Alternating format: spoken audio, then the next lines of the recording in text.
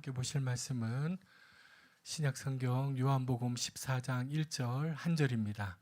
제가 꺼낸 성경으로 신약 171면 요한복음 14장 1절 한 절만 같이 읽도록 하겠습니다. 우리 오늘은 화면을 보면서 같이 한번 읽으시죠. 너희는 마음에 근심하지 말라. 하나님을 믿으니 또 나를 믿으라. 한 번 더 읽겠습니다. 너희는 마음에 근심하지 말라. 하나님을 믿으니 또 나를 믿으라. 아멘. 우리 이 무더위를 잘 이겨내시고 또 이 자리에 오신 우리 교우들 얼굴을 보시면서 한 줄 동안도 수고 많았습니다. 한 줄 인사하겠습니다. 한 줄 동안도 있었습니다. 네, 저는 이제 몸이 많이 안 좋아가지고 지금도 이제 목이 약간 잠겨 있는데 사실 이제 아침에 약을 먹어야 되는데 약을 먹으면 졸음이 와가지고요.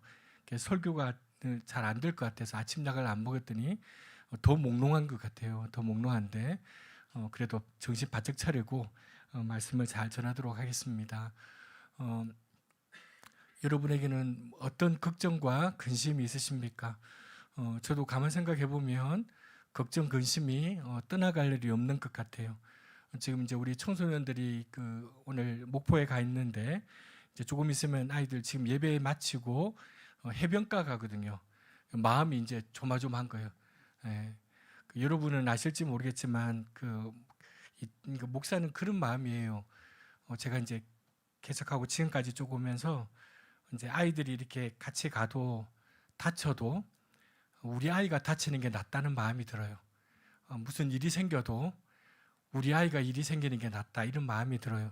이게 참 부모로서는 몹쓸 마음인데 다쳐도 우리 아이가 다치는 게 낫다. 무슨 일이 있어도 우리 아이가 일이 있으면 낫다 이런 마음이 있어요. 왜냐하면 우리 교회 아이들이 다치거나 교회 일로 갔는데 무슨 일이 생기면 정말 마음이 그래요. 막 이렇게 있으면서도 교회 이제 막 행사가 있고 이렇게 있으면 늘 마음에 걱정 근심이 떠나지 않아요. 이번 한 주 동안 우리 교우들은 어떤 걱정과 어떤 근심 속에 살아오셨습니까? 돈 걱정하셨죠? 돈 걱정하지 마세요. 이렇게 되어 있습니다. 친구가 돈 걱정 없이 살고 싶다 하길래 돈은 잘 있으니까 걱정하지 말고 너나 걱정하라고 말해줬다 이런 말이 있습니다. 돈은 잘 있어요. 돈은 아무 문제 없어요. 우리가 괜히 돈 걱정하고 우리 삼성 이재용 걱정하고 그래요. 그 양반 걱정할 필요 하나도 없어요. 그 양반은 잘 살아요. 걱정은 우리가 해야 돼요. 우리 옆에 사람들 우리끼리 해야 되고 합니다. 옆에 분들한테 다시 인사합시다. 돈 걱정하지 맙시다. 돈 걱정하지 말고 돈 걱정하지 말고 우리 걱정하십시다. 우리 걱정하면서. 여러분 오늘 설교 본문인 요한복음 14장 1절부터 14절 요한복음 14장부터 16장 전체는 우리가 이걸 고별 설교라고 합니다. 예수님께서 3년간의 공적인 삶을 끝내고 나서 이제 세상을 떠나시기 직전에 제자들에게 남기신 유언과 같은 말씀입니다. 이 요한복음은 이 시대가 기원 후 약 90년대인데 이 시대적 배경에서 요한복음을 읽어야 될 필요가 있습니다. 이 당시에는 기독교가 지금처럼 이 큰 종교로 자리 잡지 못할 때였습니다. 당시에는 유대교로부터 심한 배척을 당할 때였습니다. 그리고 예수님이 재림한다라고 믿고 있었지만 막 순교도 하고 있는데 예수님의 재림에 대한 희망이 점점점 희미해지는 상황입니다. 그리고 로마 황제들에 의해서 끔찍한 박해를 받고 있는 힘든 시기였습니다. 그리고 당시 헬라 그리스 철학자들에 의해서 이 기독교 철학은 굉장히 무시를 당하고 있던 때입니다. 그러니까 우리 제자들에게는 그리스도인들에게는 생존의 위기가 그들의 엄중한 실존이었습니다. 이때 예수님이 제자들에게 이야기합니다. 너희는 마음에 근심하지 말아라. 하나님을 믿고 또 나를 믿어라. 이렇게 얘기합니다. 이 말씀이 참 귀에 익은 말씀입니다. 장례 예배 드릴 때 거의 어김없이 듣게 되는 말입니다. 저도 장례 예배 때 가끔 이 본문을 가지고 설교를 하거나 그리고 장례 예배 때 기도를 할 때 꼭 읽게 되는 말씀입니다. 때때로 슬픔에 빠진 분들을 위로하기 위해서 이 말씀을 읽어드릴 때면 제 마음속에 불편한 마음을 떨치기가 힘듭니다. 그 말씀을 듣는 분들이나 혹시나 속으로 이렇게 말씀하실까 제가 그런 생각이 들어요. 목사님, 당신이 내 아픔을 아십니까? 지금 내 슬픔과 아픔의 한 조각이라도 아십니까? 그 말씀으로 내가 위로가 되겠습니까? 라고 꼭 말하는 것 같아요. 정말 그래요. 인생에서 경험할 수 있는 참혹한 슬픔, 아픔을 별로 겪어보지 못한 저로서는 그런 상황에 처한 분들을 마주하는 것이 얼마나 큰 도전인지 모릅니다. 때로는 목사가 참 두려워요. 그런 자리 앞에 선다는 것이 마치 무기 없이 전쟁터에 버려진 병사처럼 무력감에 빠져요. 때로는 그 유족들을, 이 사람들을 초토화시키고 있는 그 분노, 비애의 해이를 막아낼 방패자로 제가 서 있는 것 같은데 이럴 때 얼마나 무력해 보일 때가 많은지 몰라요. 저도 때때로 이 같은 역할로 저를 몰아세우는 하나님을 탓할 때가 있어요. 그럴 때 저는 하나님께 이렇게 호소합니다. 하나님, 제가 뭐라고, 제가 누구라고 이런 상황 앞에 저를 마주 세우십니까? 저도 답이 없는데 어떻게 이분들에게 답을 주라는 겁니까? 제가 무슨 말을 해야 됩니까? 라고 호소할 때가 있습니다. 이런 호소와 함께 가끔은 땅으로 꺼지고 싶은 순간이 목회의 여정에 가끔 있습니다. 그럴 때도 저에게도 가장 떠오르는 말씀 한 구절이 바로 이 말씀입니다. 제 자신의 말로는 도저히 뭐라고 할 수 없을 때 주님께서 하신 이 말씀을 읽어드리는 것이 마땅하다 생각이 듭니다. 하지만 이 말씀을 읽어드리면서도 저는 자신이 없습니다. 이 말이 무슨 위로가 될까 의심이 듭니다. 여러분, 이게 얼마나 큰 아이러니입니까? 근심에 빠진 분들에게 근심하지 말라고 얘기하면서 제가 근심에 빠져 있으니 이게 얼마나 아이러니입니까? 그런데 저와 이 말씀을 하시는 예수님은 상황이 다릅니다. 이 말씀을 하실 때 예수님은 어떤 상황이셨냐? 근심거리로 말하자면, 걱정거리로 말하자면 누구보다도 비교할 수 없는 수많은 걱정과 근심거리를 가지고 계셨습니다. 요한복음 12장 27절에 보면 예수님은 지금 내 마음이 너무 괴롭다, 하나님 저를 좀 도와달라고 그렇게 얘기하고 있습니다. 13장 21절에 보면 가룟 유다가 배반할 것을 예고하시면서 이렇게 말씀하십니다. 내 심령이 너무 괴롭다, 너희들 중에 내 팔자가 있다, 이렇게 말씀하십니다. 예수님도 마음이 괴로우셨다라고 기록하고 있습니다. 장차 이제 며칠 후에 당할 고난과 고문의 십자가형을 생각할 때 그분의 마음이 어떠했겠습니까? 사랑하는 제자 가룟 유다가 결국 그릇된 선택을 하고 그 자신이 멸망에 빠질 것을 생각할 때에 예수님의 마음이 또 어떠했겠습니까? 목숨이라도 바치겠다고 그렇게 흥분하던 베드로가 자신을 부인하고 비참하게 무너질 것을 생각할 때에 예수님의 마음이 어떠했겠습니까? 위험 앞에서 뿔뿔이 흩어져 버릴 이 제자들, 그리고 그들 앞에 놓여있는 운명을 생각할 때 더 말할 나위가 없이 예수님의 마음이 괴로우셨을 것입니다. 그분의 마음에 위로가 되는 요소는 하나도 보이지 않습니다. 인간적으로 보면 예수님의 마음에는 근심케 하는 이들로 가득 차 있었습니다. 제자들도 마찬가지로 근심에 눌려 있었습니다. 장차 무슨 일이 일어날지 몰라서 혼란스러워하고 있습니다. 무슨 일이 일어날지 모르니 근심합니다. 여러분, 근심 걱정은 대개 미래에 대한 불안감 때문에 생깁니다. 지금 내 몸에 암세포가 자라고 있다는 사실 때문에 근심하는 사람은 별로 없습니다. 그 이 암세포가 장차 어떻게 될지 몰라서 근심합니다. 지금 가난하기 때문에 근심하는 사람은 별로 없습니다. 그 가난 때문에 장차 어찌 될지 몰라서 근심합니다. 제자들도 마찬가지였습니다. 예수님의 말씀을 다 이해할 수 없었기 때문에, 그들의 미래가 불확실했기 때문에 그들은 근심했습니다.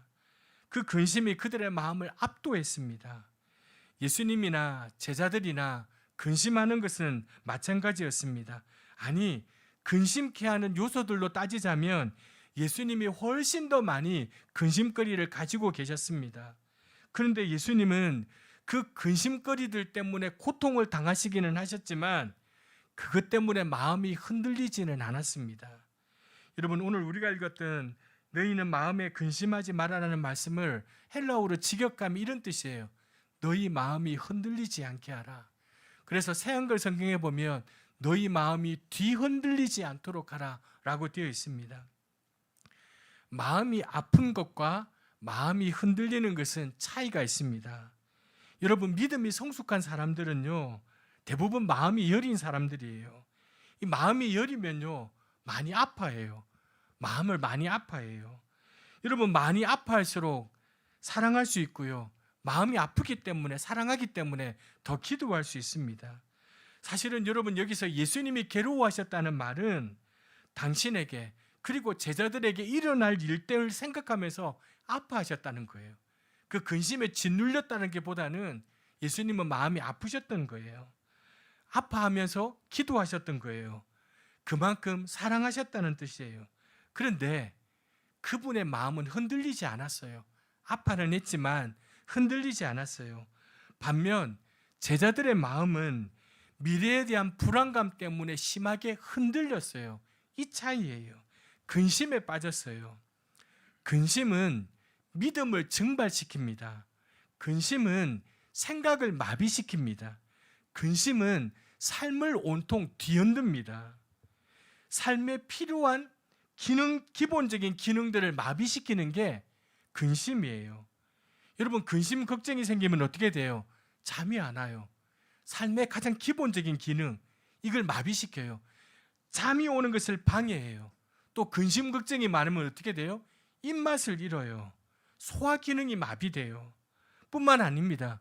그 무엇에도 집중할 수 없게 만듭니다. 그래서 근심 걱정 많은 사람들 보세요. 밤새 집에 거실을 왔다 갔다 합니다. 잠을 못 자고요. 잠시도 앉아있을 수 없게 만듭니다. 그렇게 근심으로 마음을 쑥 금덩이처럼 바싹 태워둬요. 변화되는 게 하나도 없어요. 예수님이 그런 제자들의 마음을 아셨습니다. 불안한 미래 앞에 선 인간의 마음이 얼마나 약한 것인지 예수님이 알고 계셨습니다. 그것 때문에 마음의 아픔을 느끼셨습니다. 그래서 이 말씀을 주셨습니다. 너희는 마음에 근심하지 말라. 하나님을 믿고 또 나를 믿어라. 여러분, 예수님께서 이 말씀을 하셨을 때 누가 당신이 무슨 근심에 대해서 아세요? 내가 겪는 걱정에 대해서 당신이 아세요? 당신이 내 아픔을 얼마나 알길래 이렇게 위로하세요라고 말할 수 없는 거예요. 예수님은 우리가 당할 수 있는 아픔 중 가장 큰 아픔을 당한 분이고요, 우리가 겪을 수 있는 고난 중에 가장 극심한 고난을 겪으셨던 분이고요, 우리가 마주하는 가장 큰 근심 중에 예수님이 당할 수 있는 가장 큰 근심을 마주했던 분이고요, 우리가 당할 수 있는 유혹 중에 가장 이겨내기 힘든 유혹을 당하셨던 분이 바로 우리 예수님이세요. 그분이 우리에게 말씀하세요. 너희는 근심하지 말아라. 그렇다면 이 말씀에 힘과 무게가 있는 거예요. 여기서 예수님은 근심하지 말아야 될 이유, 혹은 근심을 떨칠 수 있는 힘에 대해서 말씀하세요. 그게 뭔가 하니 하나님을 믿고 또 나를 믿으라. 여기에 해답이 있어요. 우리가 흔히 믿는다는 말을 오해해요. 예수님의 말씀에서 믿는다는 말은 신뢰한다, 의지한다라는 뜻이에요. 나는 예수님을 믿는다라는 말은 예수님에 대한 어떤 사실을 인정한다는 데서 그치는 게 아니에요. 그분이 구세주, 그분이 내 인생의 주인, 이걸 아는 데서 그치는 게 아니에요. 그분을 살아계신 하나님으로 신뢰하고 의지한 상태에서 살아가는 것, 이게 예수님을 믿는다는 거예요. 그분에게 우리의 미래의 일을 맡기고 하루하루 그분의 인도하심을 따라 살아간다는 뜻, 그게 바로 예수님을 믿는다는 거예요. 이렇게 믿으면요, 근심에서 벗어날 수 있습니다. 앞에서 말씀드린 것처럼 근심은 앞으로 무슨 일이 일어날지 모르는 불안감에서 옵니다. 앞으로 무슨 일이 일어날지 모른다는 그 불안감은 어떻게 되느냐? 미래의 일을 내가 통제할 수 없다는 한계 때문에 오는 겁니다. 그래서 우리는 어떻게 합니까? 어떻게든 우리의 미래를 통제하고 싶어요. 미래를 통제할 수 없다는 한계의식 때문에 불안감이 오기 때문에, 근심이 오기 때문에 우리는 할 수 있는 한 미래를 어쨌든지 우리가 통제할 수 있도록 만듭니다. 방법을 찾습니다. 어떻게 찾습니까? 사업하는 사람들은 바로 그 미래를 통제할 수 있는 그 욕구를 충족시키기 위해 막 상품을 개발해내요. 우리 보험도 마찬가지예요. 보험 상품이 뭐예요? 미래에 대한 불안감을 해소하기 위해 만들어 놓은 거잖아요. 미래를 내가 어떻게 한번 통제해 보려고 만들어 놓은 거예요. 많은 사람들이 주식과 부동산에 투자하는 것도요, 미래를 어떻게 내가 한번 통제해 보려는 시도예요. 알 수 없는 그 미래를. 그런 것이 어느 정도 마련된 사람들은 물론 근심이 좀 적습니다. 하지만 근심거리가 전혀 없는 사람은 이 땅에 아무도 없습니다. 왜냐하면 돈으로 통제할 수 없는 일들이 너무 많이 있기 때문입니다. 근심거리가 전혀 없는 사람은 이 땅에 하나도 없지만 많은 근심거리를 가지고 살면서도 놀라운 평안을 누리며 사는 사람들이 있습니다. 정말 그런 사람들이 있습니다.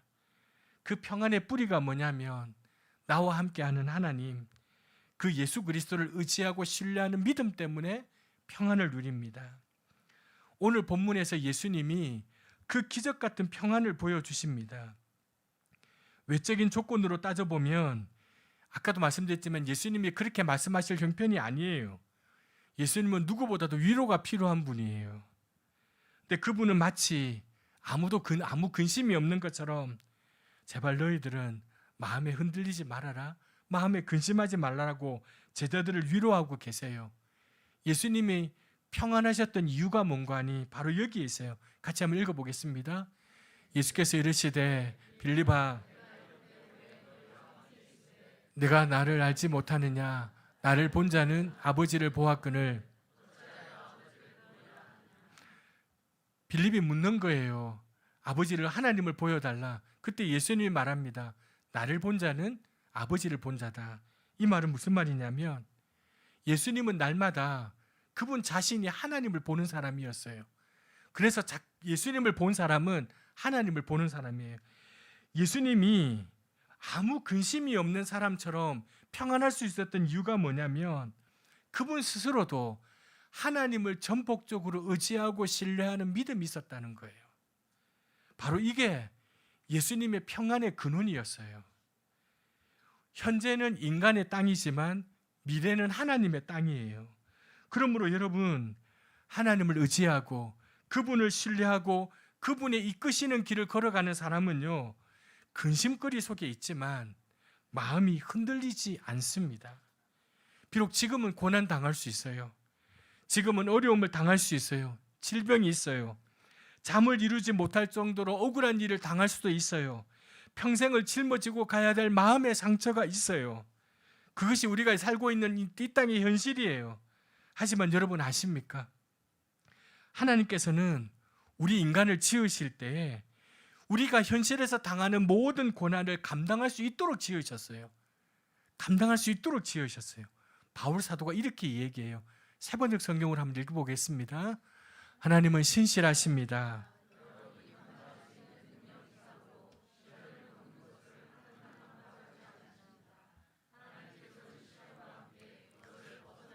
마련해 주셔서 여러분이 그 시련을 견뎌낼 수 있게 해주십니다.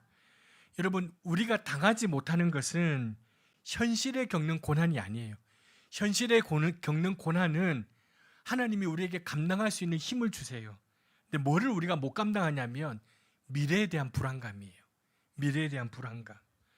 아무리 돈이 많은 사람도, 아무리 지식이 많은 사람도, 아무리 능력 있는 의사라도, 아무리 뛰어난 지도자라도 미래에 대한 불안감은 견디지 못해요.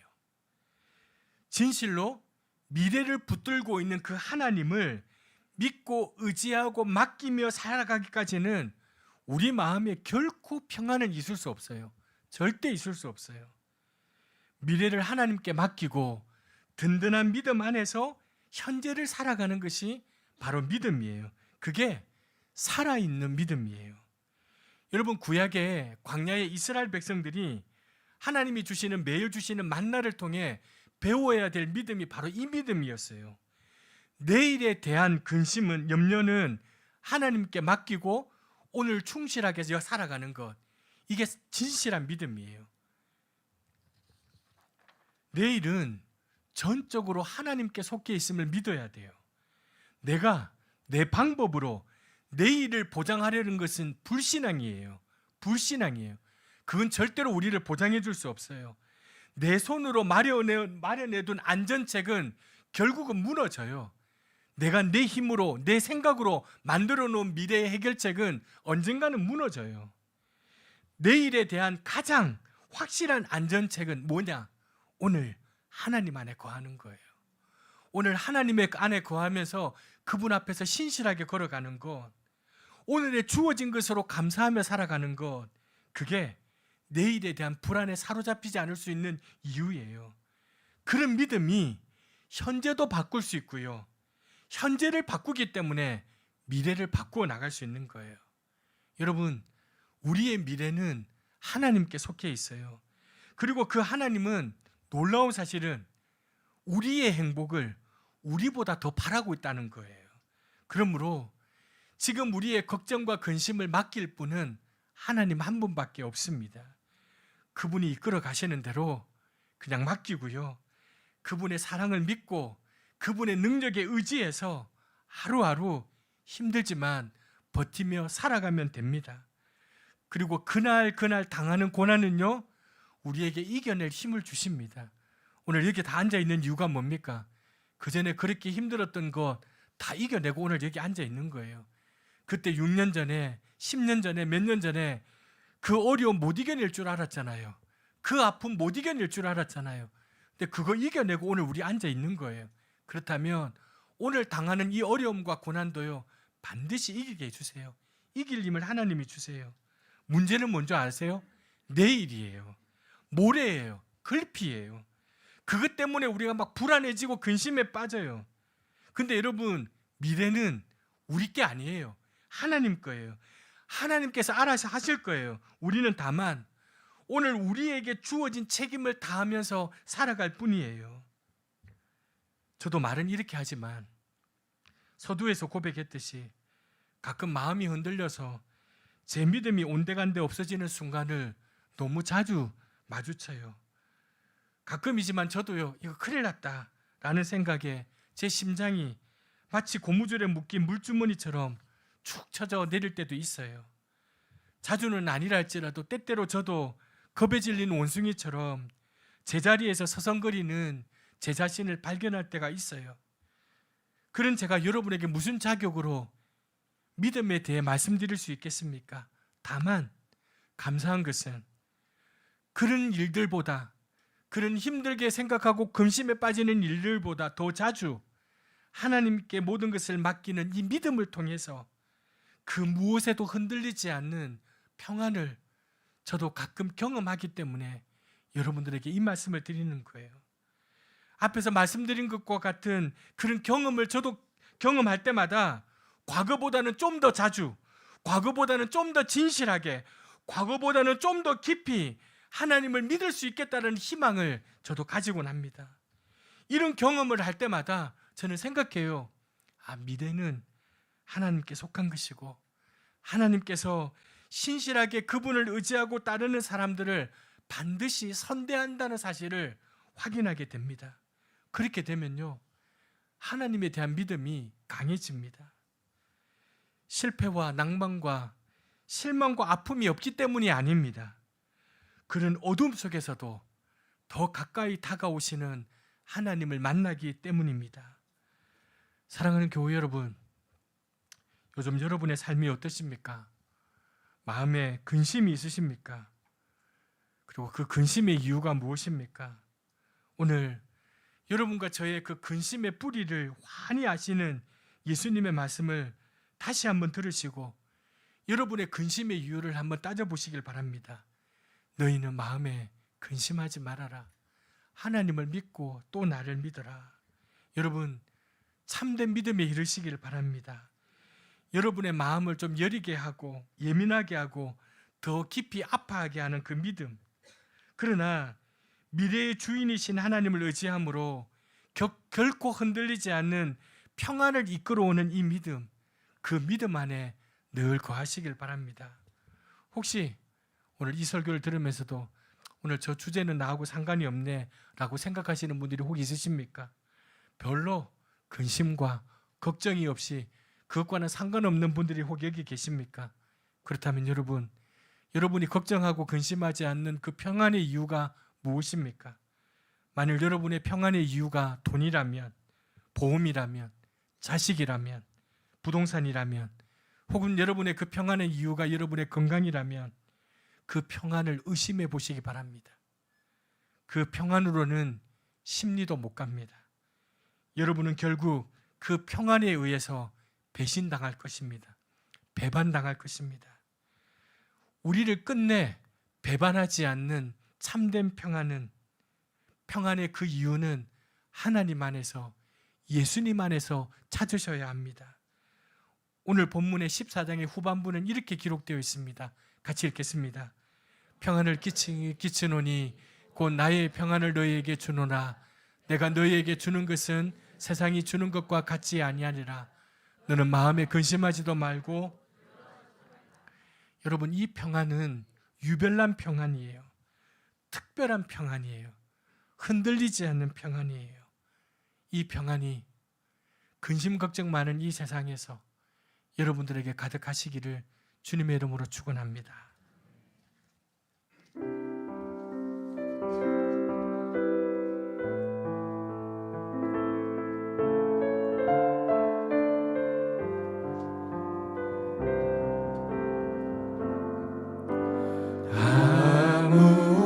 아무것도 두려워 말라.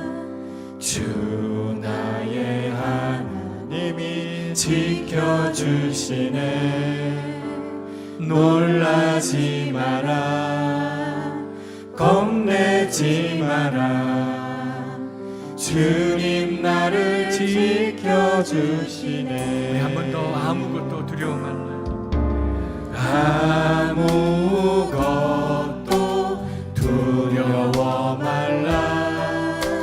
주 나의 하나님이 지켜주시네. 놀라지 마라. 겁내지 마라. 주님 나를 지켜주시네. 내 맘이 힘에 겨워 지칠지라도 주님 나를 지켜주시네. 세상의 험한 풍파 몰아칠 때도 주님 나를 지켜주시네. 여러분들의 목소리로 크게 주님은 나의 사성, 주님은 나의 요새, 주님은 나의 소망, 나의 힘이 되신 영원. 아무것도 두려워 말라. 아무것도 두려워 말라. 주 나의 하나님이 지켜주시네. 놀라지 마라. 겁내지 마라.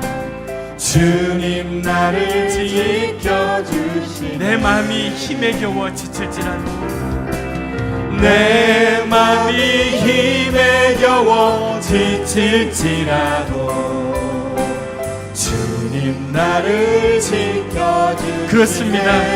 이래 앞으로 세상의 험한 풍파 몰아칠 때도 주님 나를 지켜주시네. 주님께서 여러분의 목소리를 듣고 싶어 하시며 큰 소리로 주님은 나의 사성, 주님은 나의 요새, 주님은 나의 소망, 나의 힘이 되신. 내 마음이 힘에 겨워 내 맘이 힘에 겨워 지칠지라도 주님 나를 지켜주시네. 세상의 험한 풍파, 세상의 험한 풍파 몰아칠 때도 주님 나를 지켜주시네. 주님은 나의 산성, 주님은 나의 요새, 주님은 나의 소망, 나의 힘이 돼. 우리들의 목소리로만 주님은 나의 산성,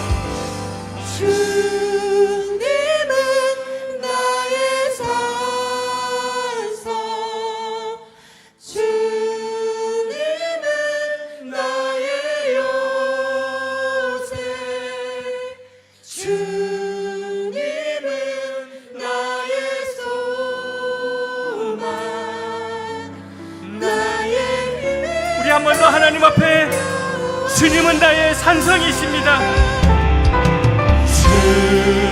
주님은 나의 산성, 주님은 나의 요새, 주님은 나의 소망, 나의 힘이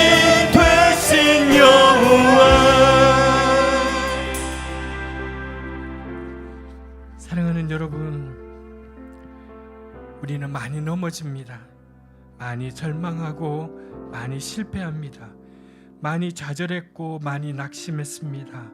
많이 실수했고 많이 슬퍼했습니다. 많이 쓰러졌습니다. 많이 아파했습니다. 많이 무너졌습니다. 많이 답답해했습니다. 많이 힘들어했습니다. 많이 괴로워했습니다. 하지만 우리가 포기할 수 없습니다. 왜냐하면 주님이 우리와 함께 하시기 때문입니다. 주님이 나의 힘이 되시기 때문입니다.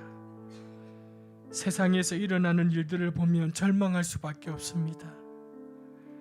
내 형편을 보면, 우리 가정을 보면 절망할 수밖에 없습니다.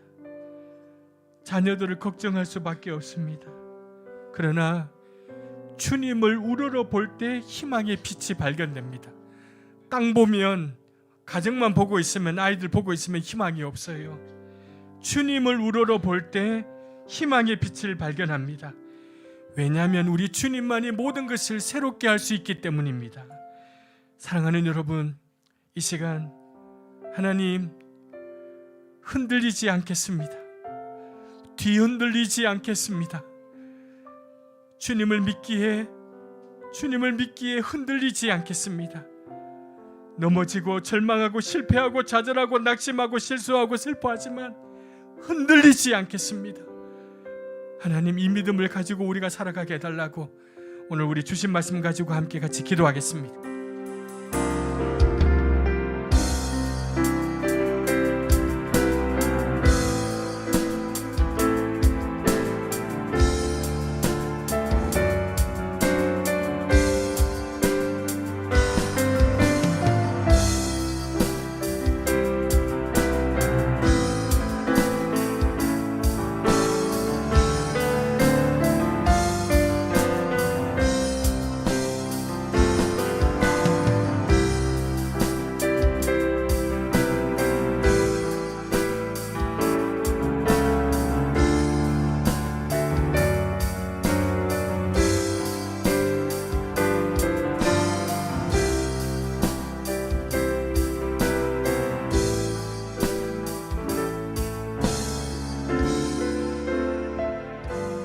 사랑의 주님, 많이 넘어지겠습니다.